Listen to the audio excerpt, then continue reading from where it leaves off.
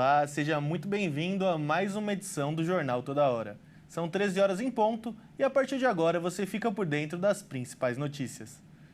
E começamos com um destaque internacional. A China registrou um crescimento acima do esperado, antes da guerra tarifária imposta pelo presidente dos Estados Unidos, Donald Trump.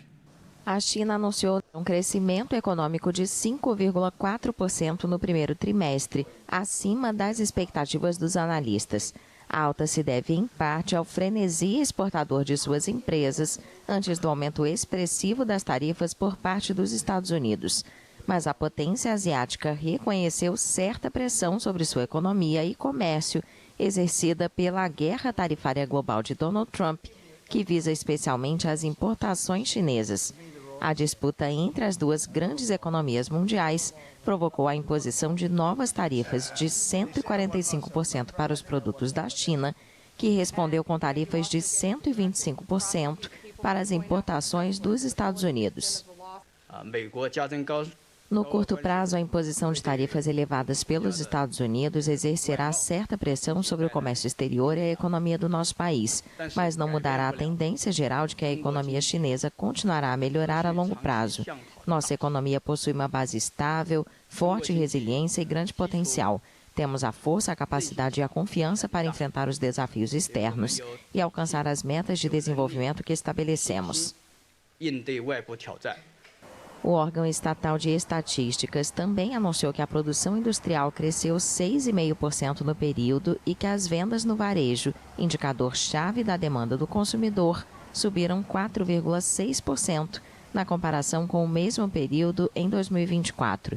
Além disso, as estatísticas de exportação anunciadas na segunda-feira por Pequim superaram todas as previsões, com um crescimento em termos anuais de 12% em março.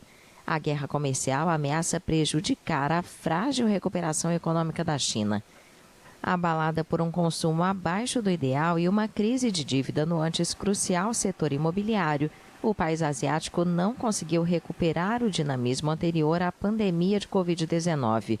Os analistas externos consideram que os últimos indicadores positivos serão ofuscados em breve pelo impacto das tarifas. O primeiro-ministro israelense Benjamin Netanyahu disse às tropas que operam na faixa de Gaza que o Hamas continuará sofrendo golpe atrás de golpe. O primeiro-ministro israelense Benjamin Netanyahu esteve no norte da faixa de Gaza. No local, ele se reuniu com tropas que operam no território palestino. Estou aqui com o ministro da Defesa, com os comandantes das forças de defesa e nossos soldados, tanto regulares quanto reservistas maravilhosos. Eles estão fazendo um excelente trabalho aqui na faixa de Gaza, atacando o inimigo, e o Hamas continuará a sofrer golpe após golpe. Estamos determinados a libertar nossos reféns e estamos determinados a alcançar todos os nossos objetivos de guerra. Após quase 2 meses de trégua, o exército israelense retomou sua ofensiva em 18 de março. Netanyahu afirmou que o aumento da pressão militar é a única maneira de forçar o movimento islamista a libertar os reféns que ainda estão no território palestino. O conflito começou com o ataque do Hamas a Israel em 7 de outubro de 2023, que deixou 1.218 mortos e desencadeou uma ofensiva israelense em Gaza, que até agora deixou mais de 50.940 mortos.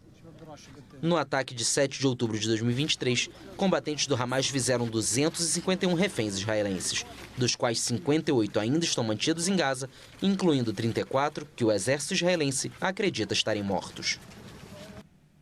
E 5 anos depois que a Covid-19 começou a matar milhões de pessoas e devastar economias, o mundo caminha para um plano global de enfrentamento a pandemias. Um acordo alcançado nesta terça-feira pelos países membros da OMS. Vai ser debatido na próxima Assembleia Mundial da Saúde, marcada para maio. Após 3 anos de negociações, os países membros da Organização Mundial da Saúde aprovaram um acordo histórico para enfrentar pandemias. O anúncio foi feito pela entidade nesta quarta-feira, noite de terça-feira no Brasil. Um comunicado ressalta que os Estados-membros da OMS deram um grande passo adiante em seus esforços para conseguir um mundo mais seguro diante das pandemias. O documento vai ser debatido na próxima Assembleia Mundial da Saúde, marcada para maio. O diretor-geral da organização, Tedros Adhanom, disse que as nações do mundo fizeram história hoje em Genebra. O sanitarista etíope acrescentou que o consenso alcançado também mostra que o multilateralismo está vivo e bem, e que em nosso mundo dividido, as nações ainda podem trabalhar juntas para encontrar um terreno comum e uma resposta compartilhada a ameaças comuns. 5 anos depois que a Covid-19 começou a matar milhões de pessoas e devastar economias, um crescente senso de urgência dominou as conversas, em meio ao surgimento de novas ameaças à saúde, como gripe aviária, sarampo e ebola.